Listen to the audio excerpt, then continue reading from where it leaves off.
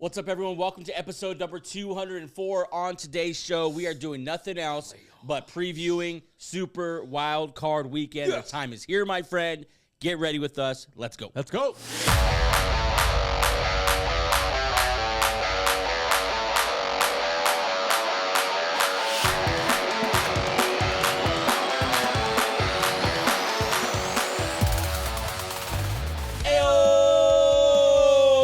What's up, everyone? Welcome to Benched. My name is Joey, joined as always by my brother, co-host for 204 episodes now.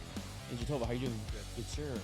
It's playoff football time. Yeah, bitch. playoff football time, baby. Before we get to that, we are LA-based, of course. LA born and raised. You see Angels. I know, right? I didn't know you were going to do that. I didn't know you were going to do that right after I did that. Sorry. But yeah, we are LA-based. Yep. The reason that it's just me and Angel today is because literally Gabe and Andrew was going to fill in today. AJ got busy at work, but it's hard to move around LA right now because of the fires. Yeah. It's just, it's insane. It's horrible.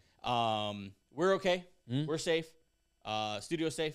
But a lot of people losing homes. A lot of people dealing with a lot. So prayers out to them. Shout out to them for sure. Yeah. For sure. We'll post a couple of GoFundMes and stuff like that if you want to help around the country. We'll post that on our Instagram if you want to get involved in that kind of stuff. But yeah, prayers out to everyone in LA dealing with literally, I think, the most destructive fire in LA history. Yeah, we are. Yeah, and like I said, we all live the crew of Bench all are LA locals, and they all experience. And everyone's good though. Everyone is in a safe spot. No, yeah, but it's like it's good to know. It's just like people think like, oh, they might be dramatic. It's really bad. Yeah. Like and obviously being here, you see the effects of it. And I think Angie's probably the closest. I'll put some pictures up now that he sent to the group chat earlier. But yeah, it's pretty insane. If you look over the hill from my house, you could see the smoke from Malibu across the mountains.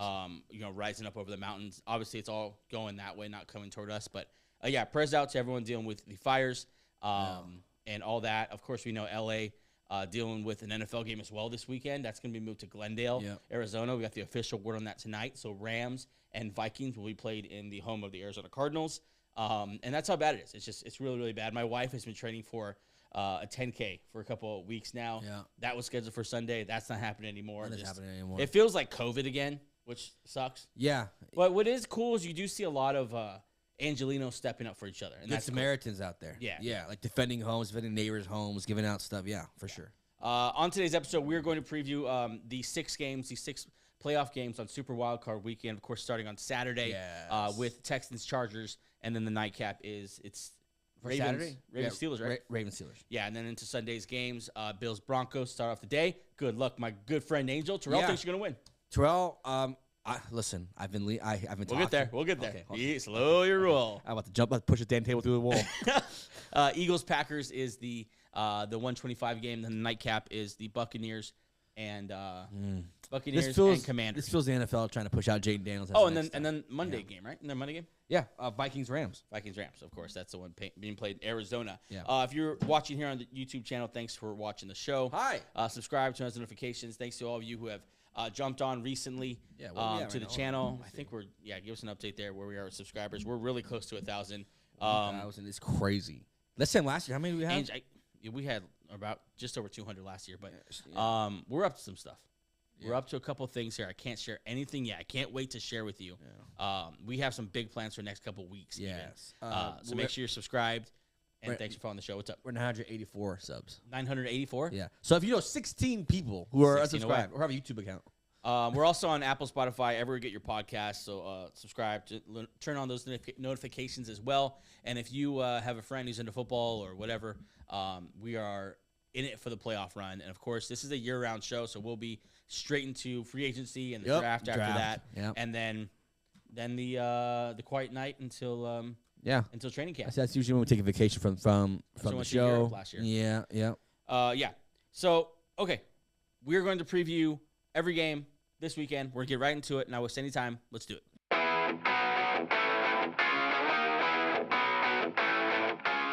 All right, here is the preview for Super Wild Card Weekend. Before I get started, I do want to say I posted this morning an article from David Adams, one of our writers for benchshow.com. Him and Greg Fire have done such an incredible job this year. Shout out to them. Posting articles there. Honestly, two very, very smart men posting and writing good stuff. So make sure you go check that out. Yes. But David Adams wrote me a little article. I think it was honestly just going to be for our notes for the show. Yeah. But it's so in depth and it's such good information. If you really want to dive into these matchups and really like look at a lot of numbers, there's an article up right now. It's about a 10, 15-minute read.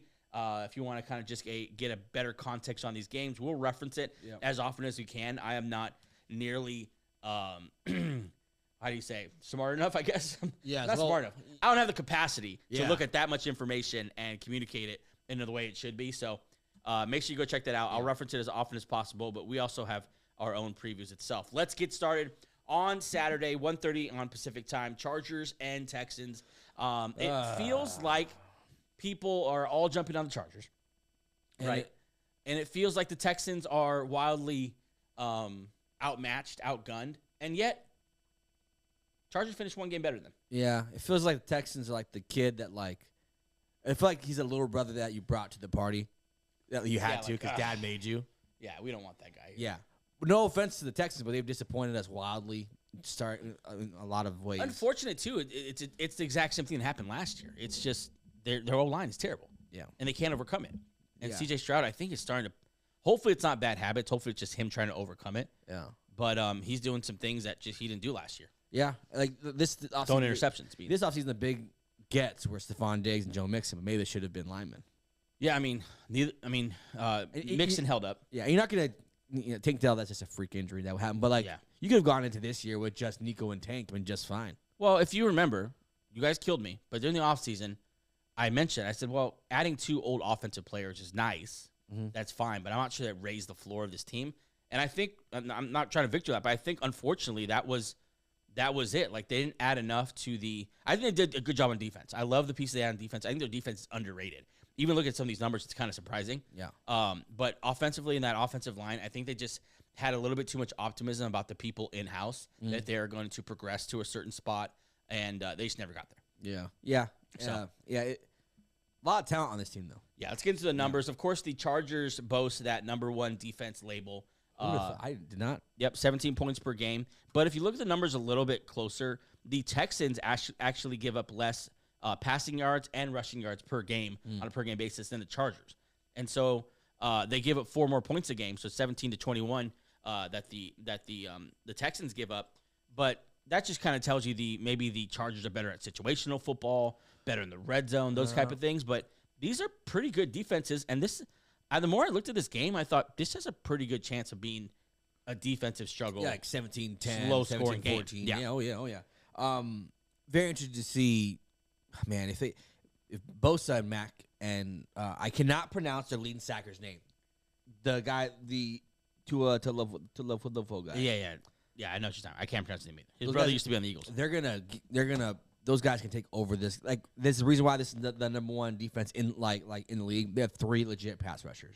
Then in the back end, obviously Derwin James, Asante Samuel Jr. They have a lot of guys back there too. But good lord, this offensive line, and also Tunzel's a great tackle, whatever. He's getting flagged a lot. False starts. Yeah. And that's the unfortunate part for the Texans is that it's the worst possible matchup they could have imagined for on the defensive line. Yeah, it's a strength against a real weakness. Exactly. Yeah, and that the Chargers have really just made a season out of exploiting. Yeah. And so that's going to be tough to overcome. Can Bobby Slowick adjust and kind of do what we've seen the Rams do, what we've seen a lot of teams do this year? I think even like the Jets tried it, like getting the ball out of the quarterback's hands faster. Yeah. Are you okay? This is kind of a little bit of a broader question, but I wanted to ask you. Yeah. Who's this game more important to? Is it Stroud or Herbert? Because remember, Herbert before this year, we're we need Herbert to show something like that, because Herbert has been good but not great. I'm not trying to sound like a hater, but Stroud has already let us down. Like I don't think he could save this season. If he goes on a playoff run, I think that surprised a lot of people. But I kind of think we already he already let us down. I don't know if he could let us down anymore. So if he let us down, I think if Herbert comes out here and he really wets the bed, I think it's much worse for him. Okay, I just wanted to because we can point to a couple of things that Stroud, the offensive line's bad. Mm-hmm. He's missing 2/3 of his starting 3 receivers that he started the season with. If you go to the Chargers, it's no, this is the formula they've been working with all year. Yeah. And he's been pretty good. I don't see him wetting the bed. He's been really solid. Yeah. I think just 3 interceptions on the year. He's been really, really good. 23-3. Yeah. And so I don't see that happening. I think what the Texans need to do and what CJ Stroud needs to do is just be extremely disciplined and not get frustrated by this defense and just take what's there and trust the defense. I think that's the only way they could win this game. Yeah. Unfortunately, they have to play Chargers ball. Yeah. Jacob Dobbins back, though. And then this is also the premiere of Zeke if he gets activated to the roster. That's Ohio State in the backfield, baby. That'd be fun. Zeke. Yeah, I mean, you got Dobbins and Mixon. I'd probably give the edge to Mixon, but against that defense, it's going to be – there's not a lot of running room there. I did not know Lad McConkey had 1,100 yards. Really? Not been paying attention to Lad? Listen, not that he's white. Not because he's white. But you started there, so it's a little bit. Oh, so he's a big catch guy. Like 105 catches for 800 yards. No, he's actually pretty good. Good for him. Yeah, Lad McConkey. I mean, he's admirably stepped into that wide receiver 1 role. But they still add to that room next year, though. Oh, yeah, I think so. I think they've already tried. They tried to put a waiver in on Deontay Johnson, who's playing for the Texans now. Yeah. Oh, shit. I forgot he's playing for the Texans. Oh, yeah, Deontay Johnson. I'm interested to see if they're going to make use of him. He seems to, understand the situation. Like, he has to be a good soldier, in here and listen to him talk. And they're going to need him. Like, they're going to need him right away. There's not really a lot of time they could wait for him. Yeah, and they want to – yeah, and I don't think he's washed, though. I think he just – No, he's not. He's probably has a terrible attitude, but I think maybe with the locker rooms, this one D'Amico Ryan's the locker room's a little bit better. I mean, I don't want to. You're not going to see Pittsburgh Deontay Johnson. I don't think. I mean, that'd be really surprising. But I think you're going to see a serviceable wide receiver 2 somewhere in the 4 to 5 catch range, in the 60 to 70 yard range, maybe something like that. Maybe some key. He's an incredible route runner. Like, he still has that in his bag. Phenomenal. And so maybe they just kind of put that package in for him. But this game is going to come down to, can Nico Collins and CJ Stroud be Superman? That's the only reason they're going to win this game, really. And Mixon's been good. He's been solid, but he hasn't been kind of what a lot of people think he's been as far as, impacting the game. He's been fine. Yeah. He's been fine. Yeah. They only have a 3.5. The Chargers favored by 3. That's what I'm saying. I feel like this game has been touted as kind of like a David versus Goliath. It's not. The over-under is 42.5. What would you take the over? I'd take the under for sure. Yeah, I think it's going to be low. I don't think there's a lot of points scored in this game. I think one team will start off hot, and then it'll flatline second quarter. Yeah. And then, it's going to be Harbaugh going against D'Amico Ryan, which is fantastic to watch, as far as offense versus defensive minds. Yeah, it'd be great. So I already said that I think the Texans need to take care of the ball. And if they could force some turnovers, that'd be great too. I wish their secondary was at full health with Petrie and Ward, but I think both those guys Petrie's are still gone, out. Yeah. What do the Chargers need to do? Run. Yeah. Run the ball. Defense wins championships too. So I'm not gonna say the defense. Obviously the defense needs to carry them, but run the ball. Make this don't even let CJ Stroud get on the field because you have a very good offensive line. You have a very good system, a very, very good mentality about your team. Just believe in it. Just beat Jim Harbaugh. That's what you do, and you'll win this game. The Texans team has too many holes and too many different spots. The Chargers team maybe they're not complete, but I think they're more of a team than the Texans are right now. Because the Texans are way more talented. They're way more talented in certain spots. Yeah. Yeah. I'm saying like there's no Nico Collins on that team. Right. There's no Derek Stingley. It's right. I feel like but the Chargers are more of a team. They believe that this is just a Harbaugh. Every Harbaugh team is the same. They believe in Harbaugh. They just become like one unit. I wonder if the Chargers are going to be able to. So looking into some of these Texans numbers that David Adams shared in his article, Texans actually 6th in yards per game allowed, and then 11th against the rush, just 114 yards per game. So you got to imagine that's Jim Harbaugh's plan to run the ball. J.K. Dobbins, you have him back, you have him healthy. You've seen him be dynamic this year. And I do think Zeke gets some run. I think that is the only. Yeah, that is the. Well, he's not gonna be back. He's not gonna be. Come on, 5. That's the Madden side. Okay, talking. Okay, over under 5 touches For Zeke? I'm just asking. 5's. Zeke might not see the field. Is Gus Edwards not playing? No, he knows. Gus is playing. No, he's not gonna see the field. Right? You think so? Come on, I think you. Gus Edwards doesn't have an injury designation. Yeah. He might. Maybe not. I don't know. BenShow.com. I'm not going to bet on Zeke Elliott. BenShow.com, David's article, he makes a prediction here. He has Chargers 24, Texans 16. He has an in-game prediction that Lad McConkey ends up with at least 8 catches, 100 yards, and a touchdown. So big game from Lad McConkey. Real Edelman-like. That'd be interesting. I don't think Stingley will travel to a slot, right? No. Doubt it. I mean, but what's the rookie? They probably should. Yeah, they probably should. But that's I not. can't remember the rookie's name. That's not how they play, though. Yeah. They play. Yeah, I think they said. So he has Chargers, Texans 24-16. I think even lower scoring I'd be okay with. I'm gonna probably go Chargers 21-14.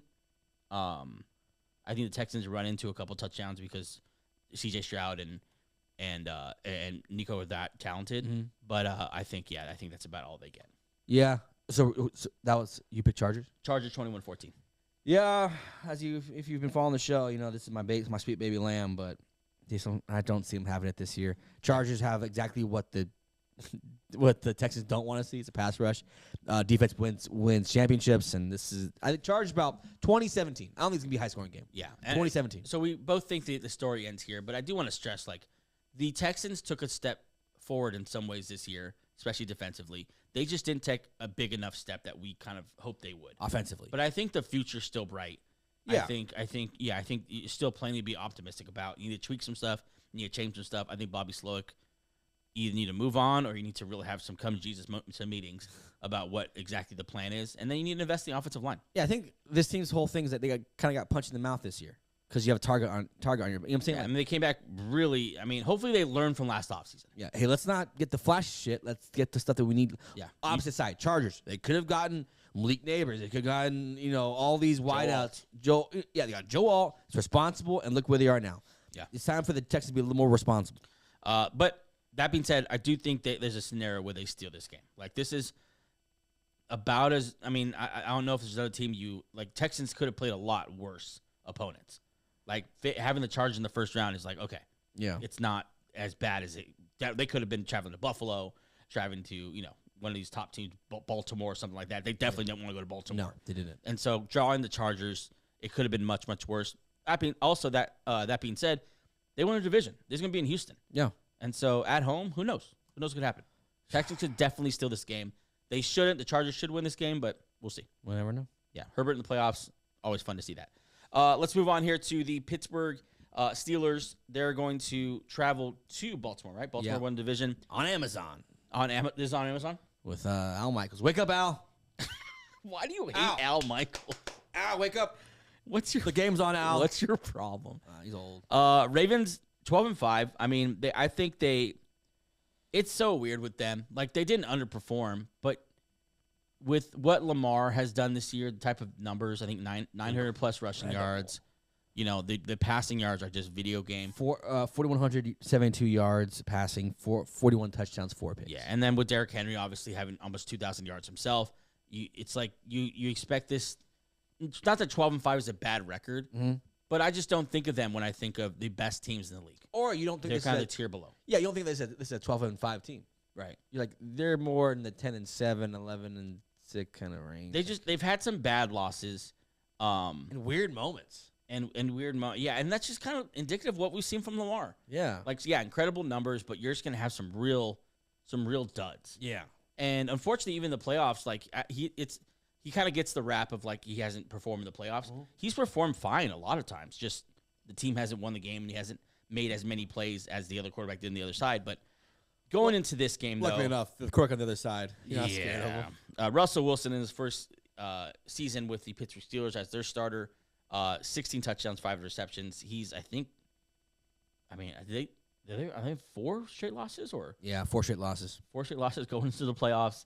And bad too, where the defense gave up points and the offense didn't score a lot. Yeah, they stopped doing it. It's pretty easy to see what happened. They started playing playoff teams. Yeah, it's shit. And then you get more film on this basic ass offense where just play action, deep shot. Have you seen Arthur Smith talk about this offense? I swear to you, the man wants to start Justin Fields. I feel like he's being his hands kind of being forced with. Well, Fields fits what he wants. He wants to run the ball, and the combo of Fields, Najee Harris, and Warren is just and Jalen Warren is just phenomenal because they all do different things so well. But Russ is back there now, and it's a little bit more classic offense, boring, vanilla, and teams have figured it out. Da has a cool split here with the Steelers 10-3 start versus the last 4 games, that 4-game skid. They went from having 330 yards per game all the way down to 259 yards per game, from scoring 25 points a game to the last 4 scoring 14 points a game. Yeah, part of that is not going to cut it. Yeah, that's really rough. Pickett's missed 3 of those games, so you could attribute that. But it's more likely the quarterback to kind of hit a wall, right? Well, I mean, then this next number is indicative of that. 103 passer rating in the last 4, 66 passer rating. Yeah. So Russ has just struggled. There's no way around it. Yeah. And yeah, I think it is a fair point that Pickens is out. That's his only weapon. Yeah. That's kind of the one trick that was elite. But this is what I was afraid of when they made the switch. Yeah. It's you have that one thing, and is that good enough to make a Super Bowl run? I don't think any of us thought that. No. And then last week, people are yelling, well, we were Freiermuth. Well, he dropped the game, the first down on 4th and 10 catch. Yeah, Freiermuth, he's a fine tight end. But he's fine. He's not that guy, though. No. He's not, not even, he's not in the Mark Andrews. I'm not going to say Kelsey. He's not even like Evan Ingram. Yeah, he's just fine. Yeah, he's in the Cole Kmets, the Dalton Kincaids. He's in those guys. Yeah. Cade Otton. He's fine. He's fine. But as a number 2, that's not I what don't think it's going to be that hard to take away Pat Freiermuth.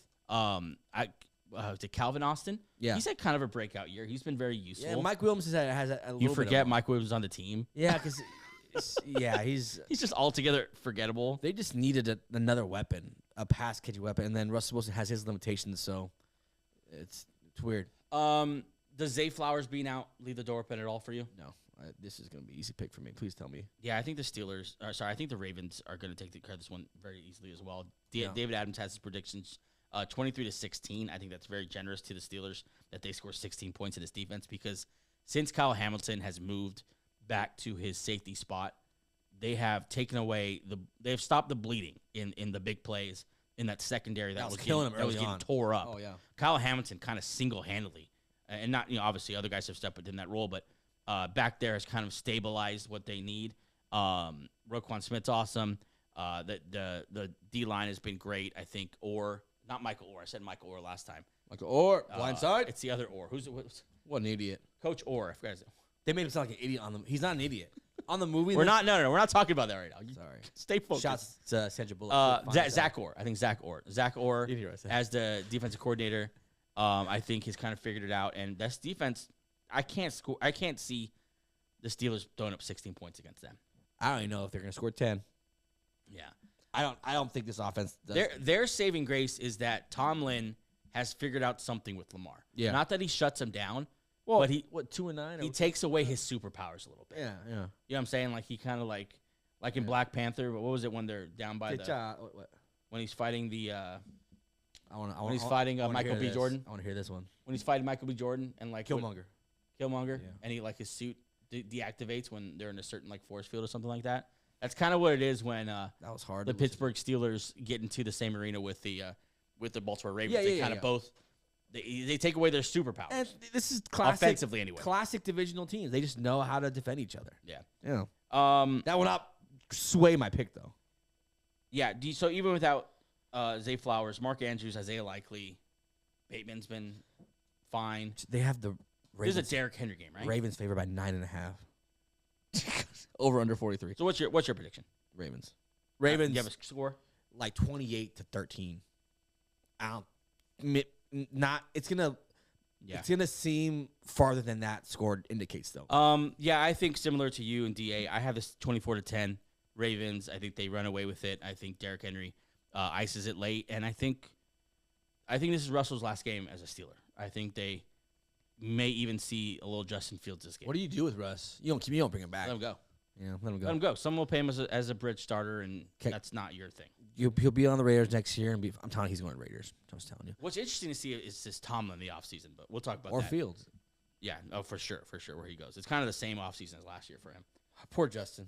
Let's move on to the Bills and the Broncos. This is the game we've been talking about. It feels like all week long. This is in Buffalo, of course, with the Bills winning the division. Broncos sneaking in as a wild card. Hey, and it's the debut of Bo Nix and Sean Payton in the playoffs. Hopefully, something we see for years and years to come. Let's do it. And Josh Allen debut with the Stephon Diggs-less offense. Joe Brady. Is he the coach next year? Is this their one shot to have a playoff run together? Yeah. Possibly. You're hearing a lot of Joe Brady head coaching opportunities coming up. So go for him. And I thought it was hilarious what he said when he was asked about it. Like they asked him, how has Joe Brady changed the offense or impacted you as a player? Not really much at all. No one should. Yeah, don't talk to him. Don't talk to him. Don't hire him. Yeah. That's pretty funny. Yeah, he should stay there one more year though. I think he should get one more year and get the Ben Johnson treatment next year. Yeah, it's kind of funny. Like, this has been the Josh Allen show. Yeah, like it never has before. Yeah. But even that being said, I mean, do you have Josh Allen's numbers in front of you? Yeah, 28 touchdowns, 6 picks, which is fine. 3,700 yards, 3,700 yards passing it, but I don't know, man. That's what I'm saying. Like, I think he's just 41 total touchdowns. He's really he's rushed the ball really well, as he always does. Great red zone back. Yeah. James Cook has had a great year. He's definitely, if there is a Robin to his Batman, it's James Cook. But he only had 1,009 yards. But he also, I think he had like 16 or 17 touchdowns. Yeah. James Cook had a lot of touchdowns. Yeah, he's funny because that was his thing last year. He didn't get touchdowns. Yeah. But Khalil Shakir, leading receiver, 100 targets, 76 receptions, 800 yards. So he's kind of the guy who he'll do some incredible things from that slot. Shakir's fun. Like, he has great balance. He's great after the catch, and he'll make some play. He'll sneak up on you with some big plays. Yeah. Other than that, it's just kind of a cast of. Even with Amari, it's still he's just joins the cast. Fits in. Just joins the cast. He's having the time of his life. Yeah. But him, Keon Coleman, Matt Collins, who we'll see 3 times tomorrow, that he's not wearing shoes to the game. Can we get over it? Yeah, it's not that big a deal. People don't because he wants to be one with the earth, or I don't know what the heck he's doing. Stupid, dude. But Denver's defense is their not saving grace, but Denver's defense is fucking dominant. What were you gonna say? Denver's defense is the reason they have a shot in this game. Yeah. Because I think second in net yards per attempt and in rushing yards per attempt, top 3 in a bunch of other stats. DA writes in his article, and that's kind of what they've been. They've been a top 3 to 5 defense all year long. Yeah, and we lead the league in sacks. We actually broke the Broncos record for with total sacks. Now there's a different animal though. Yeah, but the one way to be any quarterback is Josh Allen bigger than Nick Bonito? Very much bigger. Sorry, what are you gonna say? No, I'm just saying, and you're right. The way that Broncos win is that defense needs to just have a time of its life. Yeah. You know what I'm saying? They need to go off, and they're capable. That offensive line of the Bills is good. It's not great. It's good. You know, it's never really been great. Josh Allen has made it working because he's such a good scrambler. He's a good red zone back. What you're worried about is if you bottle him up, he might just tear you up from the pocket. But you do not want him scrambling. So the name of the game is going to be what they did last time, or what they're good at. Nick Bonito is just going to shadow him. That's what they usually do. Oh, really? Yeah. Bonito just shadows him. He just catch it because he's the better athlete. Cooper, Zach Allen are going to be kind of the exterior rushers there. And then Surtain doesn't shadow. But here, I don't think you would shadow anybody on Buffalo, right? You would just kind of shadow. Yeah. You just play your side, which is what they normally do anyway. Yeah. I mean, Mari Cooper is good. You know who's going to kill us? Keon Coleman. You think so? Because that body type against Riley Moss never worked all season. Look who did against T. Higgins last year. Or last week. No, Keon Coleman's He's good. not T. Higgins. I mean, I think I'm buying in on a rebound game for Riley Moss. It's the style of... My guy got embarrassed last week, and I think he's going to bounce back. Riley? Because you don't make it to the NFL as a white cornerback if you can't bounce back. Yeah. And so I don't know. I'm seeing some turnovers in the future here for the Broncos. Yeah. That's the way they win. If defense. you get Josh Allen to have some of those old demons, those old Josh Allen demons, those voices, some turnovers. Yes, he gets a little cocky with that cannon he has. Yeah. And they force some turnovers. Who knows? That's the thing. I think you're gonna need Denver's defense to make a play or two. Yeah. Like, I think DA predicted a defensive touchdown even by Denver. I think you're gonna need it. Whatever tricks you have up your sleeve, whatever you got defensively to throw at Josh Allen, just throw your best punch, because I think offensively the game plan has to be take care of the football. Yeah. I would say run the football, but more of the extended running game with the short passes and stuff like that. They have a version of running the football. Yeah. Let's talk about Bo Nix and what he needs to do. So pumped to see him. Yeah. Honestly, it's just good. I want to see him because he's kind of a balls-to-the-wall player already. He kind of just plays, you know what I'm saying, with his emotions out there. I can't wait to see what the first 20 plays, scripted plays are. The best plays all season have been our scripted plays because he's run the damn ball. That's Sean Payton. I'm worried Sean Payton's going to get a little bit too cute at some points, trying to prove a point. He could pass with Bo Nix. Even though we can't really run the ball well, but when we're balanced, that's our best offense. Is because we won't put all on Bo Nix. Yeah, I think Bo's going to need to use every tool in the bag here. Yeah. And that meaning you need to run the ball, Bo. Yeah. You need to show that part of your game. Well, he does have that. He definitely has that. Yeah, he definitely has. Honestly, he's in the mold. I'm not gonna call him Josh Allen, but he's in the mold of Josh Allen. Yeah. Like a big, strong, very mobile. Closer to young Carson Wentz for me. When everyone said Carson Wentz was in the mold of Josh Allen. Yeah. And so, I think Bo Nix is going to have to do a lot offensively. Obviously going to have to care. But that's what he's been doing. He's been doing a little bit of everything all year long. They don't have an RB1. Yeah. I think this game is less on Bo Nix and more on Sean Payton on the play calling. Okay. How you design the play calling, how you keep Bo Nix from situations. He's been good on third down and in the red zone. But let's limit the times where he has to do that. Let's make it a third and short where you can run it. You know what I'm saying? Like, or in the red zone where where it's like you don't make it like you have to. I think Bo took a step forward last week against the Bengals. Yeah, I think that 2 weeks ago. 2 weeks ago against the Bengals. I think that was his kind of a rival to.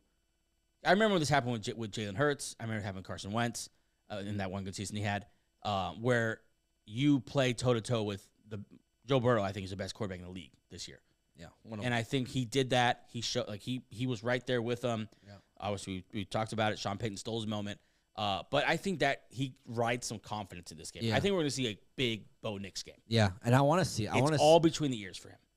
Yeah, can he stay calm in this moment that he's never been in before? Yeah, and how many college games you played? You've never done this before. Name of the game. Sean Payton knows this. Everyone knows this. You cannot give Josh Allen the ball within 2 minutes at the end of the game. That just can't happen. He's been questionable with some of this late game management, and yeah, you're right. I don't care. We cannot. That's how we lose. If Josh Allen has the ball last. The problem is we can't run the damn ball. We can, but it's like 4 backs to average what an average running back would average. DA has this game: Bills 27, Broncos 24. So a tough one. He does predict that the Broncos score a defensive touchdown. What is your prediction? Well, Bills are favored by 8.5. That's some bullshit. I think it's gonna be close. I think it comes down to a field goal. I don't want to say it. Bucket. Broncos win by 1 point. What's the score? 23-21 or 2 points. 23-21 or some kind of weird score. Because there's gonna be some weirdness in here. You have Josh Allen, who's a wild horse. Yeah. And Bo Nix, who's a wild horse. And Sean Payton, who's aggressive, who needs to be aggressive as hell. Side note: Von Miller now visits the Broncos. Awesome. Yeah, he posts a lot about Denver this week. He come back home, bro. I have this actually as a shootout. I think 30-27. I think Bills do take it home. They're at home. I just think it's too much. But I think as good as that Broncos defense has been, they were shredded last week by Joe Burrow. And I think their stats are a little better. I think they're a good defense, but I don't think they're that defense where they're shutting out the Bills. Yeah, they're good. That would really surprise me. I don't think they're shutting out the Bills. What we need is our defensive line to just dominate. Yeah. Yeah. And so I got Bills 30, Broncos 27. Yeah, maybe a little higher. Maybe like 30, 32 to 30 or something like that. You know what I mean? Yeah, I'll do a little higher score. But I have the Broncos pulling it out. All right, midday game on Sunday is the Eagles and the Packers. Of course, go ahead. My Eagles, Gabe's Packers, AJ's Eagles. Big game for both teams. I think both teams came in with Super Bowl aspirations. We weren't quite sure what the Packers were going to be coming into this year. They are not what we'd hoped they'd be, but I think they're a little better than people want to give them credit for. They're the same, right? I feel like people are crapping on the Packers. Yeah. They're tough to evaluate. They're like the Ravens of the NFC. You just don't kind of know. I mean, they're 11-6. They're in the best division of football by far. By a mile. And they're definitely like the third child. Like they were definitely not the Vikings or the Lions. Yeah. Jordan Love, I think you've seen him I don't want to say regress, but you haven't seen him really overcome two main things about his game. That's how he plays against the blitz. He's awful against the blitz. He's awful against pressure. And then, which is not necessarily a strength for the Eagles because they're very low in their pressure rate. Eagles are kind of content to let you sit back there and try to find gaps in the defense, and you often don't. But we'll see. And take care of the football. Like he definitely has those turnover. That turnover bug is definitely still there, especially when you get pressure on him. He throws a lot of his back foot, and he's had a pretty good end of the season for turnover picks, though. What is it? I'll pull it up right now. Give me a second. How are you gonna say that and then not know the number? No, because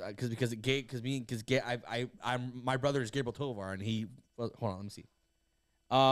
Eagles 27 points per game, and Packers 27 points per game as well. So two of the best offenses in the league here. Yeah. I think. What is he? Are you counting his total interceptions? No. In the last 8 games, 0 picks.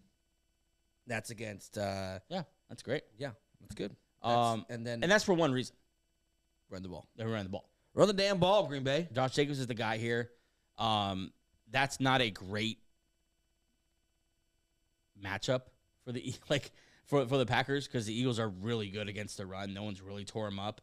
I was listening to, obviously I've listened to Eagles podcast like all week long, and then breaking down this game and kind of what the Packers could do. I think this is a bad matchup for the Packers in a lot of ways. I think the Eagles do have their number across the board.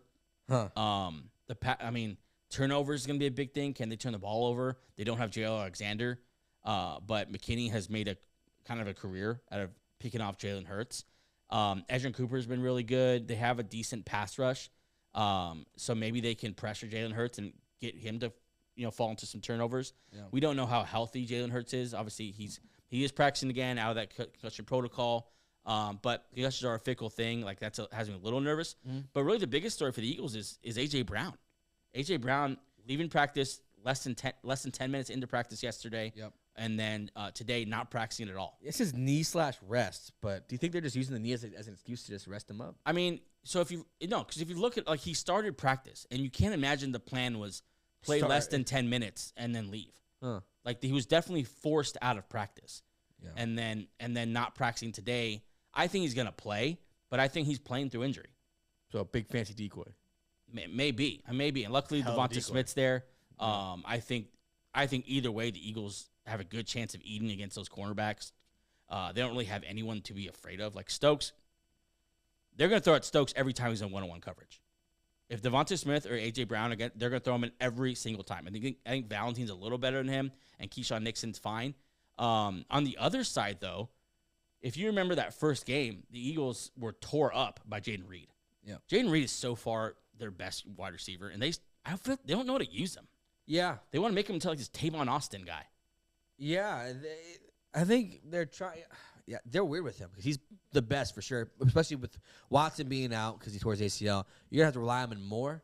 So he better be very heavily involved. Well, he tore up the Eagles the first time, but the Eagles kind of solved that problem a couple weeks later with the emergence of Cooper DeJean. Yeah, that is going to be incredibly fun to watch. Jaden Reed versus Cooper DeJean. Yeah, that's going to be awesome to watch. That's great football there. But I don't know. I think the Eagles. I mean, what's the line? I'm guessing it's at least a touchdown. Eagles 5.5. 5.5. Okay, I would take that. How do you predict this game? It's gonna be close. I think it's closer than people think. I think really. Yeah, I think it's gonna be. I have the Eagles here, but it's gonna be like with like them milking the clock. So probably about 30 to 20 to 24. Yeah, I don't think there's a chance they score 24 on this defense. This Eagles defense is clicking. They're healthy. I think it's. Well, I'll read DA's first. DA has Eagles 24, Packers 14. His predictions: neither quarterback throws for more than a touchdown, so he kind of has the running backs being the stars here, which is just fair. I would have the Eagles 30, the Packers. I don't want to be too unfair, but I think it's a blowout. I think it's 30-17ish, something like that, unless the injuries are actually a thing. There's also an injury thing with Jordan Love that we gotta. He practiced fully today, right? But if the beat reporters in Green Bay reported that he was reported as a full practice, but they were not able to watch the portion of practice they usually are. They kind of shielded Jordan Love from being watched. And so I don't think he's 100% healthy. I think he's a little banged up. And you've heard people talk about that I forgot what it's called, OWN or something. I'm not a doctor, but what he has numbness in his fingers, basically what he's dealing with. Pneumatitis. And I think I don't know. I don't think Jordan Love's fully healthy. I think they're kind of hiding him. I think he's fine. I think he's going to play all that, but I think he's not. I think he's playing through injury the way I think A.J. Brown's playing through injury. But yeah, I don't know how the Packers score on this defense. I don't know what they're going to do. They're not. I'd be very surprised if they're able to run the ball. No one has big plays on the Eagles unless Jaden Reed can do something with Yak. I think that's their maybe one chance, but I don't see it happening. Jordan Love is really bad when he gets pressure up the middle, and I think Jalen Carter is going to eat against that interior offensive line. They have great tackles, but the interior offensive line is definitely very gettable, especially I think the left guard and the center, like against Jalen Carter. I think it's going to be right guard. Is it the right guard? Allen Jenkins is pretty good. Left guard. You're talking about the other side. I think Jalen Carter's better than L. Jenkins too. I think eat against him as well. I think any of that interior defensive line is going to really struggle with Jalen Carter. I think their tackles could, on the adverse side, maybe even nullify completely Nolan Smith and Josh Sweat. Like that might be a real problem with not getting pressure. But I think up the middle, you better have a plan to help those boys because they're not going to be able to handle Jalen Carter. I'll tell you right now, Jalen Carter, Jordan Davis, Milton Williams, they will wreck this thing. If you get Jordan Love on his back foot, you're going to see some interceptions here. Okay. I know. We'll You're see. a Packer guy, but I'm telling you, trying to give you the truth right here. This is in Philly. These fans will be fucking reckless. It's also in Philly. I want to see some TikToks of these fans just being drunk out of their mind. Philly, we went to the draft in Philly, and even in the draft they were incredibly Philly. They to be wild. I love Philly home games, especially playoff games. Oh, it's a great home atmosphere, and I think that adds to kind of what I'm saying. Yeah. Bucks Commanders on the Sunday night football cap here. Not exactly what everyone wants, but hey, it's a great game. It's Baker Mayfield versus Jalen Carter. Jalen Carter versus Jaden Daniels, and I think this has real shootout potential. Yeah, because that's just how the Bucks have ended up playing. Teams can't run the ball against them because Big Vita Vea. But they can sure as hell throw the ball against them. Is he the most underrated player in football? He might be. He's incredible. He's like all they need for run defense. He could pass rush, and he's literally all they need for run. He's incredible. He's not gonna. I can't see him at any point chasing down Jaden Daniels. He better not. He'll break him in half. Yeah. But I think he's gonna shut down that run game because Brian Robinson is nothing special. They're gonna also Eckler back, and maybe I think he's gonna be more important in the passing game. But I think this game, do you agree with me, has shootout written all over it? Yeah, I think Baker goes in there and just those 2 picks with those 4 touchdowns. What's the over/under? Do you have it? Yeah. The over/under is 50.5. Yeah. So it's Vegas has it. Yeah. Yeah. DA has it 31-27. Buccaneers. It's gonna be high. Yeah. Pulling this one out. I think Jane Daniels, you're gonna see video game numbers. I think Baker Mayfield is gonna be really big. Tampa by 3, but that's more just because they're at home. That's 3.5 that's a pick 'em. You see Lattimore versus Evans. That's always fun. Yeah. That's an underrated thing here too. Yeah. Lattimore versus Evans. Lattimore's been a little injured. So I don't know, but I think he that goes away when he faces Mike Evans. Mike Evans is that's a fun one. The Bucks don't have anyone especially scary. Especially, are they still without in the secondary? Are they still without the safety? Yeah, let me check. The Tyreek Hill. Yeah, nemesis. Yeah, he's out. Yeah, they're still without. Wait, no, he's in. They don't have anyone. They have no one for Terry McLaurin. Is kind of what I'm trying to say. I got double check. This is too big of a guy to not know. Yeah. It should be at the bottom of that. But yeah, they have no one for Terry McLaurin, and I think both teams are going to go up and down the field. And I think this definitely gets over 50. I would take that all day. I got this Bucks 34, Commanders 28, and I think just Baker Mayfield gets it done. And I think I don't know. I could see either one of these. This is the matchup both these teams needed. It's just a total winnable game for both. It's I think it's the 2 weakest teams in the playoffs, to be honest. Yeah. I have. Did you? We're picking right. Yeah. I have Buccaneers like 34-30. But would it surprise you if you flip that? No, right? Like, no, I see them. It would surprise me. I think the Bucks gonna win. I think what happens is the Bucks have struggled lately. The Bucks kind of show. Yeah, they struggled last week even. Yeah. But I think the Bucks just have. I'm leaning towards them because they've been there. Most of that team was there when Tom Brady was there. You know what I'm saying? Yeah. So I kind of trust that team a little bit more. Yes, and Jaden Daniels, the whole team. That's all. I mean, besides Bobby Wagner, they've they're all kind of new. And Jaden Daniels, you don't know how you are in the playoffs. It's different. You guys are screaming at me now, but Lamar Jackson's different in the playoffs. You just don't know. Like some players, shrink or love the limelight that playoffs are. We'll see. Tampa Bay, they have made like the most underrated and impressive just metamorphosis after their bye. They were 4-6 before the bye, and 6-1 after, and they basically improved in every single category. Yeah.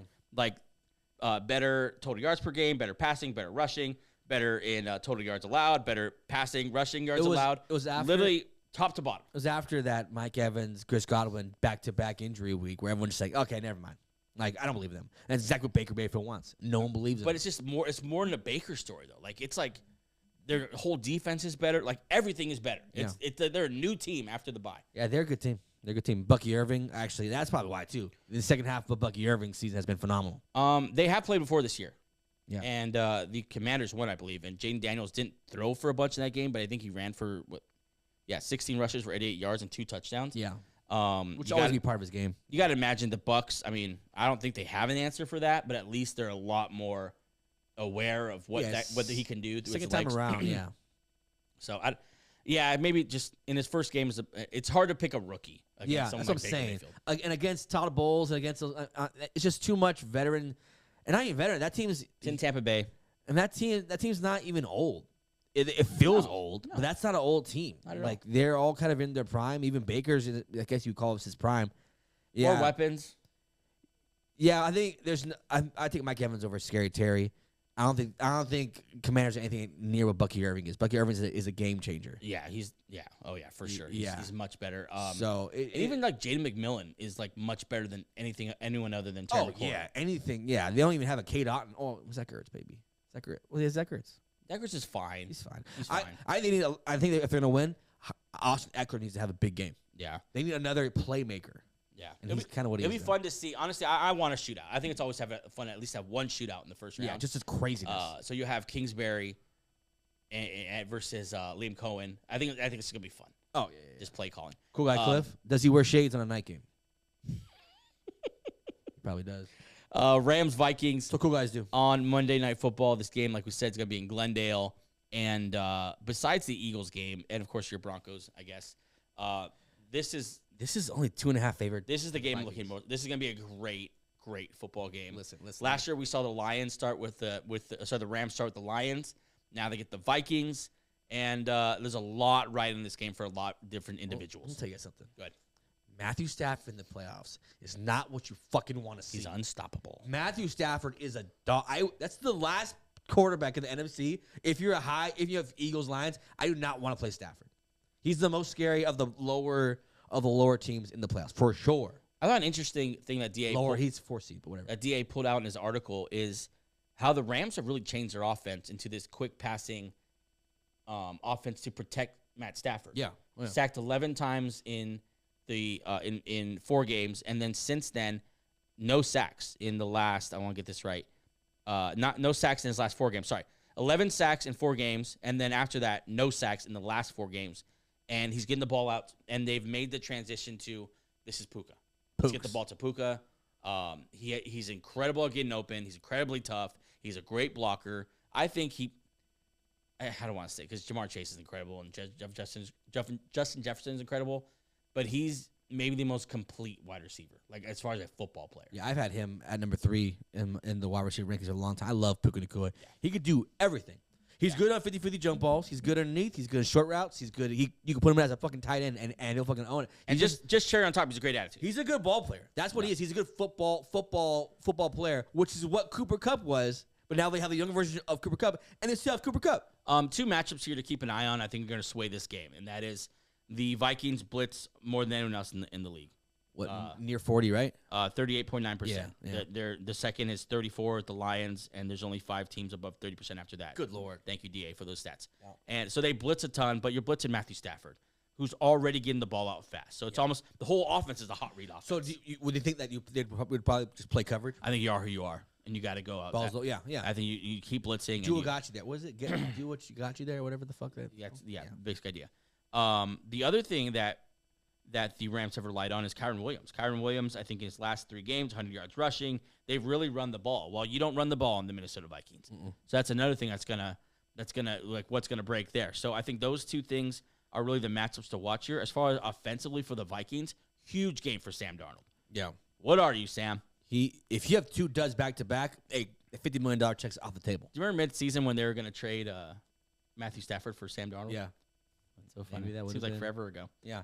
No, this is huge to Sam Bradford's career. Sam Darnold's career. Shout out to Sam Bradford, where the hell he is. Dominant at getting paychecks. He's probably still getting paid right now. Sam Darnold, back-to-back games where you lose it bad against playoff teams would be terrible. Look, last week kind of look good last week. Look at deer in the headlights. Yeah. He didn't look confident. He had missed touchdowns. Has Sam Darnold ever started a playoff game? I'm guessing no. The Jets never made one. I'm not sure where he would have made a playoff game. He didn't start for the Niners. No, so I doubt it. It has to be his first playoff game. And so now you have him in another new situation. Against McVay, who's Another team phenomenally coached with a veteran quarterback. You got to see it. I think, God, I don't want the Vikings to lose. Like, love O'Connell. I want to see what they can really do. I want to believe in Darnold, but I think these boys up front for the Rams are legit. They're not rookies anymore. They're a year in. Jarrett Verse is a bona fide #1 pass rusher on a team that you can build your defense around. Yep. And I'm going to go Rams here. Listen, I'm actually going to do it. I'm with you. Honestly, I think Stafford's savvy enough to deal with that tough defense, and it's going to be God, you talk about a chess match. Yeah. Stafford and McVay versus Brian Flores in that defense. Yes. That is beautiful football to watch. And not that I think Stafford's going to dominate them, but I think he's going to take care of the football, and he's going to be very surgical and careful, and he's going to make his plays. He's going to get his. Yeah. Because he's Matt Stafford. He'll get got one time, though. And I just don't. After seeing Darnold last week, like you said, during the headlights, I can't see him all of a sudden now showing up to his first playoff game with a lot of pressure on him because of what happened last week. Yeah. And the contract looming and the future in Minnesota looming and his chance to reclaim his career. I think it's too much for him, and I think he folds in the pressure. Yeah, I think in the playoffs you have to rely a lot on head coach, defense, and quarterback. Vikings kind of have 2 of 3. You kind of know head coach is a dog, defense bunch of 11 dogs, but quarterback you're still even after this great season where he threw 4,300 yards. It was incredible. 35 touches, 12 picks. He had played against an alpha team in the Lions, and he shrunk. And this, I don't care what the Lions are. They're in the playoffs. Or, sorry, I don't care what the Rams are. They're in the playoffs, and they've been there and done that. Like, this is not a team great team. They're not going to be scared of it. Especially Matthew Stafford. So at the end of I think if Stafford has the ball, at the end of the game, the Rams are going to win. So I think it's a close game at the end of it. I think it's super close. I think it's going to be down to like a field goal. I wonder if Kevin O'Connell, seeing what has happened to Sam Darnold in some of these bigger late season games, has a plan to protect him at all. To get the ball quicker. Yeah, if he kind of switches to what the Rams did, get the ball out quicker, lean on Aaron Jones a little more, make it well, maybe a little more Hawkinson, a little less Addison. What they've been doing is the whole season they just give him the ball and they just make a play. That's what they've been doing. Like I mean, I think the reads are easily schemed. I don't think it's as backyard football as that. No, I think it's definitely I think Kevin O'Connell is giving him like good options as a quarterback. I just think he hasn't made good decisions, as of late. And honestly, he's just been inaccurate. He's just missed. Yeah. Like last week against the Lions, he just missed. Touchdown to Jefferson. That should have been a blowout. Touchdown to Naylor. Yeah, that should have been a blowout. Mm-hmm. I get people are excited about the Lions. That is not a win that you should go home and like be very confident about. Yeah. Because you could very well have been down 21-28 early in the first half. Yeah. Oh yeah. And so I don't know. Watching those two teams, all I thought is Eagles have a real shot here. But I'm picking the Rams. I'm gonna go Rams as well. Okay, wow, we're both picking the Rams. Yeah. What's your score? 24-21. Oh, so lower scoring. Yeah, I think the chess match is more field position and time of possession rather than points. Yeah. I don't think a lot of points being scored in this game. Yeah, I think the difference here is mistakes by the quarterback, and I think Darnold makes more. Exactly. More mistakes and less big plays than Matthew Stafford could. Yeah. Than Matthew Stafford and McVay could conjure up. And we'll talk about the offseason stuff when we get to that part. Yeah, we'll get to that part. I'm going to go Rams 28 and Vikings 20. Yeah. I think what happens is that they cannot stop Puka Nacua. No one has. Look, Puka Nacua is since he got in the league. He's a dog, man. If you don't give him respect cause he's not cool, he's not black. I don't know what the hell is. He's a fucking dog. Stop being a race baiter. No, man. He's just David Adams has this game Vikings 27, Rams 17. So he's kind of flipping the script on my score. But we've been Terrell's called us out. We've been very high on the Rams. I think because we both love Stafford so much and McVay and like that combo is very good. Yeah. He in-game prediction, both Justin Jefferson and Jordan Addison both have 100 yards receiving. So big game for he's predicting Sam Darnold to bounce back. Yeah. So if he does, would love to see it. If we see if we see a 4 touchdown game for Sam Darnold, does that sway your opinion on this team or totally redeems him? You're back in the good grease. Oh, he is. He totally. I mean, you did in the playoffs. Comes out there, just tears that ass up. And if he does that, the Eagles, the Lions, the Packers, Tampa Bay, whoever the hell else is surviving the NFC, you better be very afraid. Because if you can get the ball effectively to Justin Jefferson, Hawkinson, Addison in the right spots, Aaron Jones. Yeah, if he can play like that, I know this defense is going to show up. Yep. I don't know who's going to beat them. That includes the Eagles. But much like any football team, it's all about the quarterback, and you got to prove it, Sam. And this is a lot of his career's on the line, dude. Like, it's like another contract. Yeah. Vikings future, how people see him as a bust or not. It's gonna be a story, man. It's gonna be fun. It's gonna be phenomenal. Yeah, I think that's how we recap. I think it's gonna be a great weekend of Super Wild Card football. So you have let's just go through the games again. Yeah, go ahead. Just so you have Chargers over Texans, right? Yep. Steel. Do you have? I'm gonna say yours too, probably. Okay. So I have Chargers over Texans. I have Chargers over Texans. I have the Ravens over the Steelers. I have Ravens over Steelers. Yep. I have the Bills over the Broncos, although I'm gonna be rooting for the Broncos, but I have the Bills. I have the Broncos. Yep. In a crazy game. Terrell definitely. In a crazy game with craziness. Yeah, I think so. That's gonna be the craziest game of the week. Because the Broncos have been madness. We saw it last week or 2 weeks ago with the Bengals, and that's Josh Allen's game. Yeah, he chaos. He loves it. Chaos is a ladder. If you know that quote, what is that? That's chaos is a ladder. I don't know what that is. Chaos is a ladder.